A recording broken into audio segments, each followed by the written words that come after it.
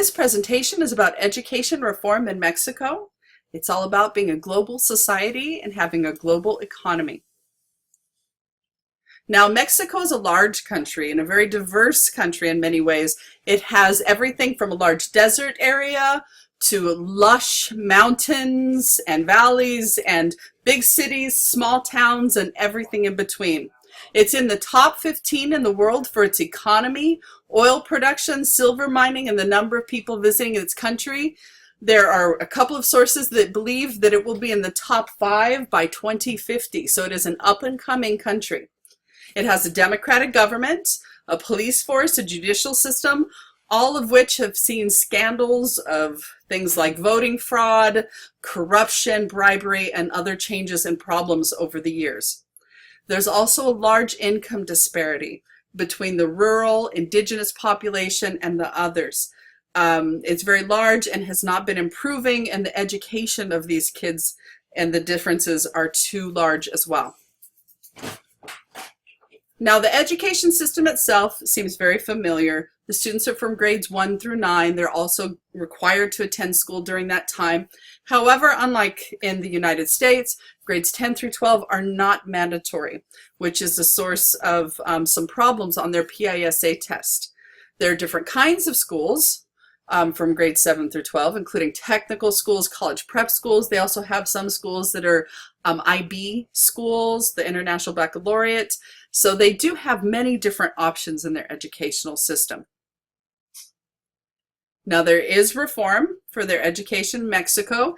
Mexico wants to be a first world and development country. In order to do that, they know they have to educate their population in order to compete in today's global economy and the labor market.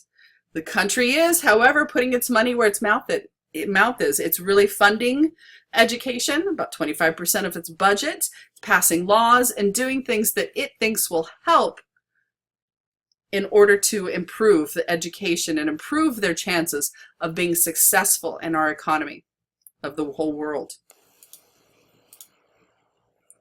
Now, the PISA international test is one of the things that Mexico has used in order to evaluate its educational system, and it shows that there are problems.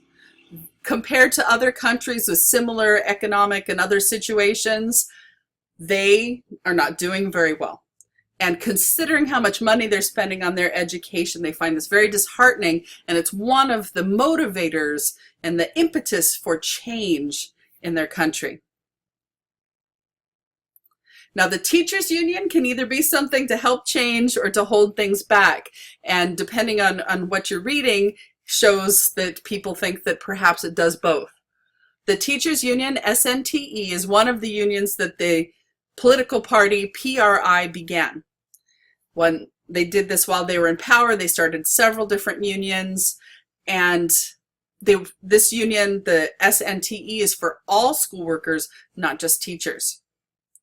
Now, the union's head, Elba Ester Gordillo, is the leader of it, was the leader of it until she got arrested. They have a lot of power. She had, and probably still has, a lot of power over swaying elections. There's another union, the CNTE, who did gain power when Gordillo was arrested for corruption. There's still many talks of corruption, too much power, and too much money in the teacher unions. So the beginnings and current status of these unions and the education reform are drama. They are political and economic change. They are tied to all of these things, and they have their own issues. The key is to let go of traditions and move forward with new goals and methods. Part of the issue that people have is that in these teacher unions, and what the teachers would do is pass on their positions, sell them when they retire, or pass them on to family to keep it in the family, almost like royalty. And many people have an issue with this. They believe that teachers should be hired based on their abilities, not based on who they are related to or how much they paid for it. There is also some grumbling that these new standards and curriculum are set by foreigners, not the professionals in the country who understand their students. And they feel like these tests that they want the children to take in order to see if they have learned and that they judge the teachers on are not fair tests. They have no input on what the test looks like. And so they really need to be part of the process of reform, not just responsible if a student doesn't pass it. They feel like what this is doing is trying to undermine the union and undermine the labor laws and the labor things in order to just blame it on the teacher if a student doesn't pass by making an impossible test, for example. There are many also concerns with the change to a No Child Left Behind testing format. The experiment in the United States showed that the No Child Left Behind narrowed the teaching of subjects and narrowed what students were learning. And that certainly isn't necessarily the best model to go from. Even we have changed to sort of a modified, we still do high stakes testing, but with our Common Core, we've tried to widen it up and make it about thinking as opposed to learning specific things. There are also other countries that have had some success with educational reform. So Mexico's unions and politicians might consider studying and considering some of those for future reforms. This country is in its transition to a first world developing country, and the educational system and its results must be at a first world level of quality. And they are really striving to do that, but even the experts don't really agree on how to do it.